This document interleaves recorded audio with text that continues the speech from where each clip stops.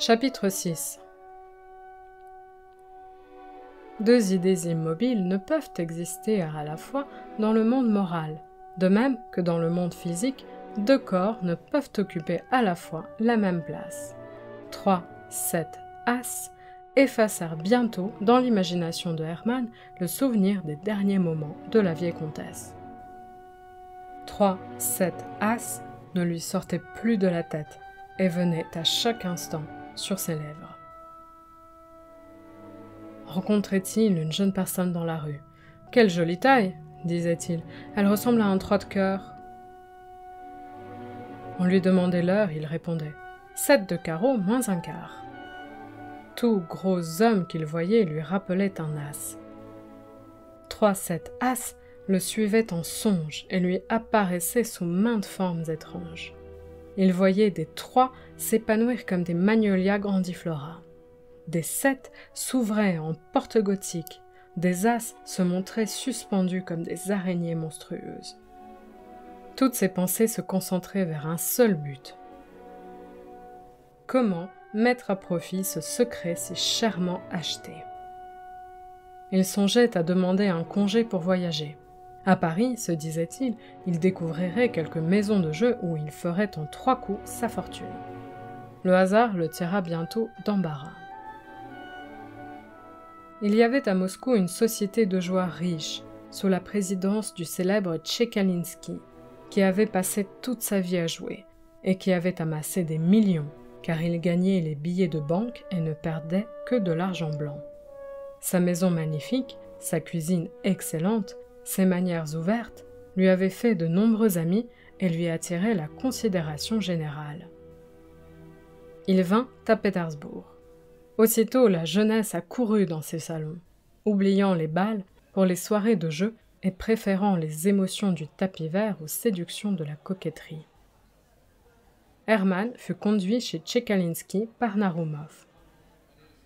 Ils traversèrent une longue enfilade de pièces remplies de serviteurs polis et empressés.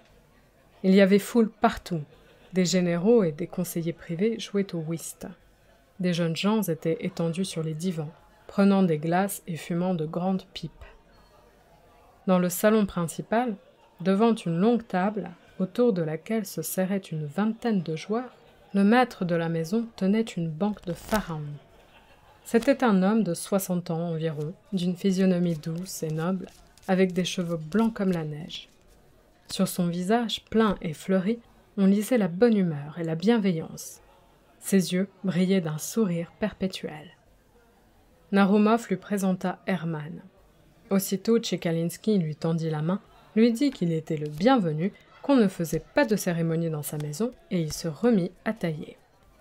La taille dura longtemps. On pantait sur plus de 30 cartes.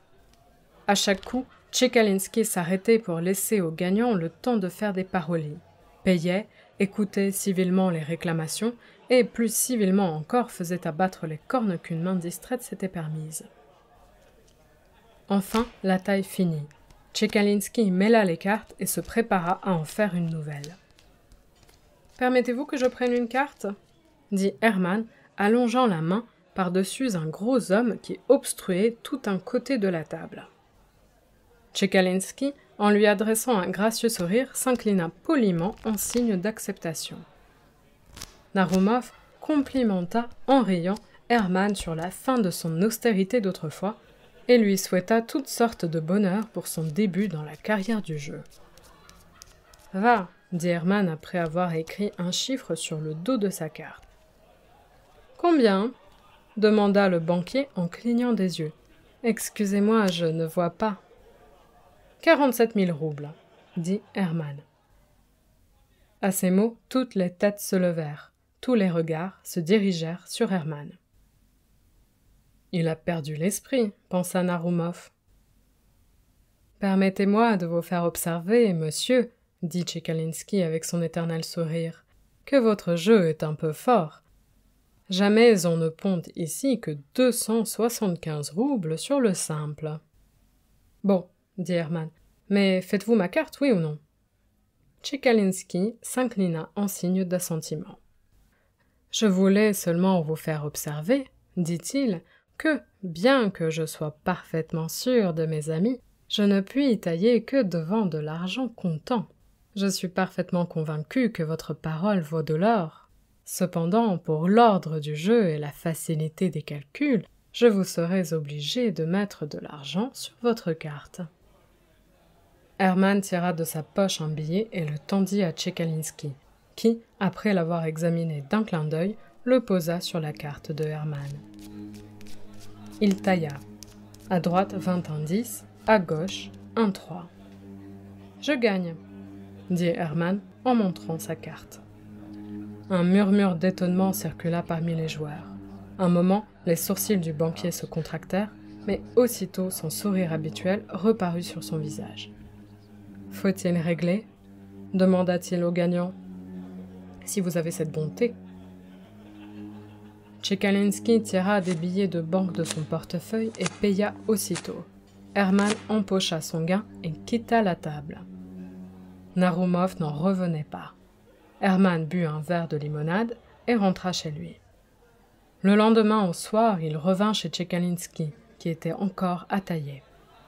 Hermann s'approcha de la table. Cette fois, les pontes s'empressèrent de lui faire une place. Tchekalinski s'inclina d'un air caressant. Hermann attendit une nouvelle taille, puis prit une carte sur laquelle il mit ses 47 000 roubles et en outre le gain de la veille. Tchekalinski commença à tailler. Un valet sortit à droite, un 7 à gauche. Hermann montra un 7. Il y eut un « Ah !» général. Tchekalinski était évidemment mal à son aise. Il compta 94 000 roubles et les remit à Hermann, qui les prit avec le plus grand sang-froid, se leva et sortit aussitôt. Il reparut le lendemain, à l'heure accoutumée. Tout le monde l'attendait. Les généraux et les conseillers privés avaient laissé leur whist pour assister à un jeu si extraordinaire. Les jeunes officiers avaient quitté les divans. Tous les gens de la maison se pressaient dans la salle. Tous entouraient Hermann. À son entrée, les autres joueurs cessèrent de ponter dans leur impatience de le voir aux prises avec le banquier, qui, pâle mais toujours souriant, le regardait prendre place à la table et se disposait à jouer seul contre lui. Chacun d'eux défit à la fois un paquet de cartes. Tchekalinski mêla et Hermann coupa. Puis il prit une carte et la couvrit d'un monceau de billets de banque. On eût dit les apprêts d'un duel. Un profond silence régnait dans la salle. Tchekalinski commença à tailler. Ses mains tremblaient. À droite, on vit sortir une dame. À gauche, un as. « L'as gagne », dit Hermann et il découvrit sa carte. « Votre dame a perdu », dit Tchekalinski d'un ton de voix mielleux.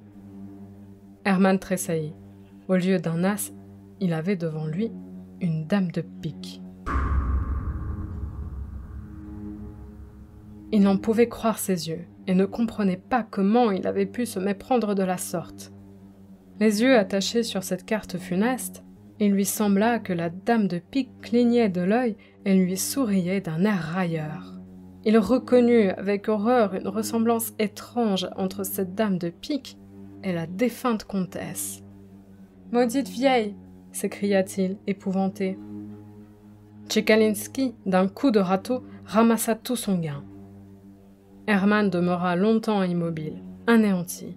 Quand enfin il quitta la table de jeu, il y eut un moment de causerie bruyante. « Un fameux ponte !» disaient les joueurs. Tchekalinski mêla les cartes et le jeu continua.